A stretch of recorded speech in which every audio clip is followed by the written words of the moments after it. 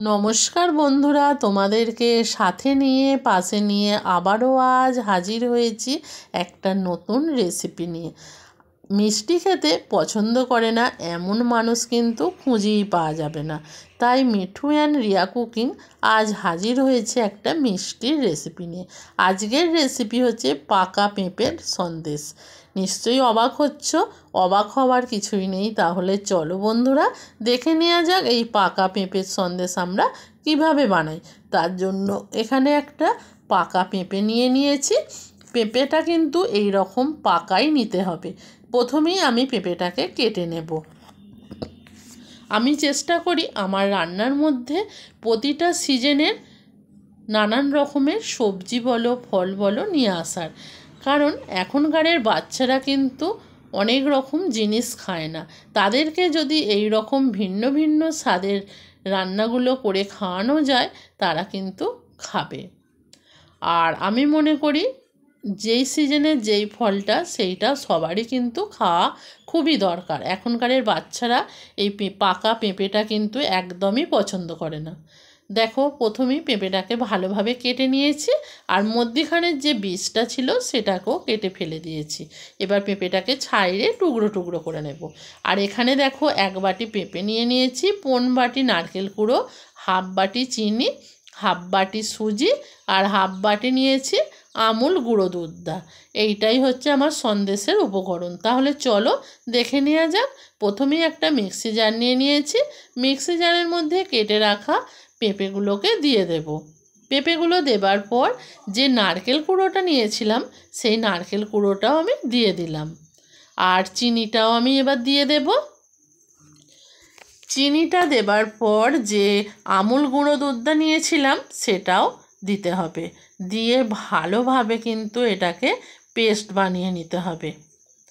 এত সুন্দরভাবে পেস্টটা বানাতে হবে যেন না কচা থাকে। এবার একটা মিক্সি জারটায় ঢাকা দিয়ে দেব, দিয়ে ভালোভাবে পেস্ট করে নিয়ে ফিরে আসছি। দেখো বন্ধুরা, খুব সুন্দরভাবে এটা পেস্ট হয়ে গেছে। আর কতটা সুন্দর লাগছে দেখো, এখনই কতটা সুন্দর লাগছে, আর কতটা সুন্দরভাবে পেস্ট হয়েছে দেখো, একটুও কিন্তু কচা নেই। এই রকমভাবে কিন্তু সব কিছু দিয়ে ভালোভাবে পেস্ট করে নিতে হবে। এবার এটাকে সরিয়ে রাখবো। একটা কড়াই বসিয়ে দিলাম গ্যাসের ফ্লেমটা অন করে কড়ার মধ্যে দিয়ে দেব 1 চামচ ভর্তি করে গাওয়া ঘি।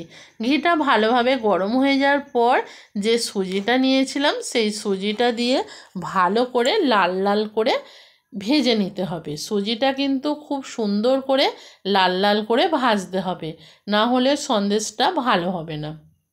দেখো, সুজিটা নাড়াচাড়া করতে করতে কতটা সুন্দরভাবে কালার এসে গেছে, আর সুজিটা ভাজাও হয়ে গেছে। এবার সুজির মধ্যে দিয়ে দেব যে পেঁপের ব্যাটারটা করে রেখেছিলাম সেটাকে আমি দিয়ে দিলাম। দিয়ে ভালোভাবে কিন্তু এটাকে নাড়াচাড়া করতে হবে। এখন গ্যাসের ফ্লেমটা লো করে দিতে হবে। যেহেতু সুজি দেওয়া আছে তার জন্য এটা ভালোভাবে নাড়াচাড়া করতে হবে, আর খেয়াল করতে হবে যেন না দলা পাকিয়ে যায়। এই রকমভাবে নাড়াচাড়া করতে হবে। সন্দেশের পাক যেমন আমরা ভালোভাবে নাড়াচাড়া করতে করতে করি, সেই রকমভাবেই নাড়াচাড়া করতে হবে।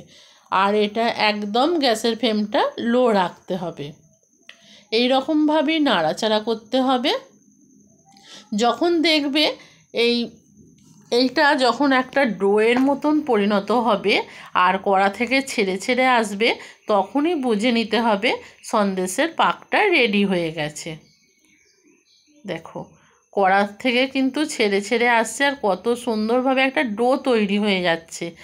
এখনই বুঝে নিতে হবে আমাদের এই পাকটা রেডি হয়ে গেছে। আর এটা খুব বেশি শক্ত করবে না, খুব বেশি শক্ত করলে এটা কিন্তু সন্দেশের শেপটা দেবার সময় অসুবিধা হবে। তোমাদেরকে একটু তুলে দেখাই, দেখো এই রকমভাবে তৈরি করে নেবে। আর এটা কতটা সুন্দর হয়েছে দেখো। আমরা তো সব সময় সন্দেশ খেয়ে থাকি, একবার হলেও নিজের হাতে বানিয়ে এই পাকা পেঁপের সন্দেশ খাও। আর বাচ্চাদেরকেও যদি এই পাকা পেঁপের সন্দেশ টিফিনে দেওয়া হয়, বাচ্চারা কিন্তু খুব মজা করে খাবে। দেখো, একটা থালার মধ্যে ভালোভাবে ঘি মাখিয়ে নিয়েছি, আর এবার সন্দেশটার পাকটা যে করেছিলাম সেটাকে থালার মধ্যে দিয়ে দেব, দিয়ে ভালোভাবে এটাকে চাড়িয়ে নিতে হবে। এই যে খুন্তি দিয়ে ভালোভাবে একটু চাড়িয়ে নিলাম। এবার সুন্দরভাবে এটা শেপ দেওয়ার জন্য একটা আমি চামচ নিয়ে নেব, চামচ দিয়ে ভালোভাবে এটাকে চাড়িয়ে দেব। দেখো এইরকমভাবে চাড়িয়ে দিয়েছি। এটা ঠান্ডা হওয়া পর্যন্ত অপেক্ষা করতে হবে, যতক্ষণ না ঠান্ডা হচ্ছে এটা কাটা যাবে না। দেখো আমি 1-1.5 ঘন্টা পর ফিরে এলাম, খুব সুন্দরভাবে এটা ঠান্ডাও হয়ে গেছে, খুব সুন্দরভাবে সেট হয়ে গেছে। এবার একটা ছুরি দিয়ে আমি কেটে নেব। দেখো কতটা সুন্দরভাবে কাটা যাচ্ছে ঠান্ডা হয়ে যাওয়ার পর। গরম অবস্থায় কাটতে গেলে কিন্তু এটা ভেঙে যাবে, তার জন্যই ঠান্ডা হবার পরই কিন্তু এটা কাটবে। এটাকে আমি 4 চৌকো শেপ দেব। আর দেখো এইরকমভাবে কেটে নিয়েছি, আর সাইডগুলোকে একটু করে কেটে বাদ দিয়ে দেব, যাতে শেপটা দেখতে সুন্দর লাগে। আজকের রেসিপিটা তোমাদের কেমন লাগলো অবশ্যই কিন্তু কমেন্ট করে জানাবে বন্ধুরা। আর তোমরা যদি আমার পরিবারের নতুন কোনো সদস্য হয়ে থাকো, আমার চ্যানেলটাকে কিন্তু সাবস্ক্রাইব করে দেবে। তোমাদের কাছে এইটাই আমি অনুরোধ করছি। আর এই দেখো এই পাশটাও কেটে বাদ দিয়ে দেব। আর আজকের রেসিপিটা যদি ভালো লাগে অবশ্যই বাড়িতে একবার হলেও ট্রাই করবে। চলো এবার সার্ভ করে নিই। তোমরা যদি ইউটিউব থেকে দেখে থাকো আমার চ্যানেলটাকে সাবস্ক্রাইব করবে, আর ফেসবুক পেজ থেকে যদি দেখে থাকো পেজটাকে ফলো করবে নিত্য নতুন রেসিপিগুলো দেখার জন্য। দেখো সার্ভ করে নিয়েছি, আর কতটা সুন্দর লাগছে। আর একটু সুন্দর করার জন্য ওপর থেকে আমি একটু কাজু সাজিয়ে দেব, কাজুটা দিলে আরও সুন্দর লাগবে। দেখো আজকের সন্দেশের রেসিপিটা আশা করছি তোমাদের ভালোই লেগেছে। তোমরা কিন্তু একটু কমেন্ট করে জানাবে বন্ধুরা। আজকের মতো ভিডিওটা আমি এখানেই শেষ করছি।